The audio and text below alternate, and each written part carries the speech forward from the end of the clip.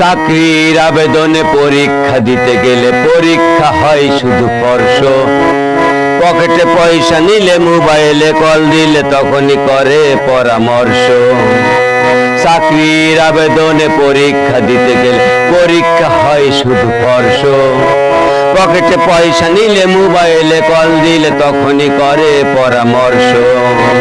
চাকরির আবেদনে চাকরির আবেদনে আসলে যদি এখনো সে আগেকার মতো ঘুষ প্রথা রয়ে যায় বা ঘুষের কাজ কারবার রয়ে যায়, তাহলে কি করে এই গরিব পিতামাতা সন্তানদেরকে কি করে লেখাপড়া শেখাবে, কি করে তাদেরকে লেখাপড়া শিখে চাকরির আশা করবে? শুনুন, এই বিষয় নিয়ে আমি একটি গান লিখেছি। এই গানটি শুরু করেছি নিজেই এবং নিজেই গাচ্ছি, শুনুন। কত দুঃখিনী মায়ের ছেলে ফিরলো বাড়িতে, মাকে জড়িয়ে ধরলো কান্দনে। কত দুঃখিনী মায়ের ছেলে ফিরলো বাড়িতে, মাকে জড়িয়ে ধরলো কান্দনে।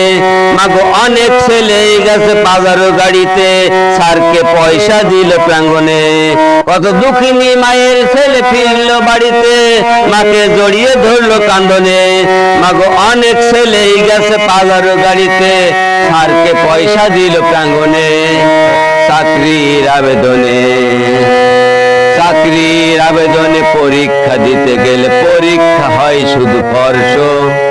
পকেটে পয়সা নিলে মোবাইলে কল দিলে তখনই করে পরামর্শ। চাকরির আবেদনে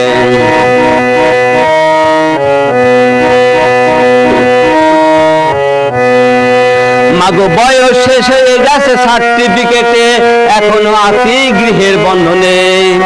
বয়স শেষ হয়ে গেছে সার্টিফিকেটে, এখনো আছি গৃহের বন্ধনে।